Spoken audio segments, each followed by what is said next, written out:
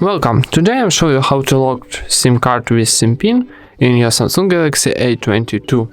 First of all, go into Settings, then scroll down and find Biometrics and Security option. Then choose Other Security Settings. And here find on the top, you gotta set up SIM card lock. And turn on. Then enter PIN from SIM card, click OK, and that's it. Now we have a SIM pin on our SIM card. Thank you for watching, leave thumbs ups and subscribe to our channel.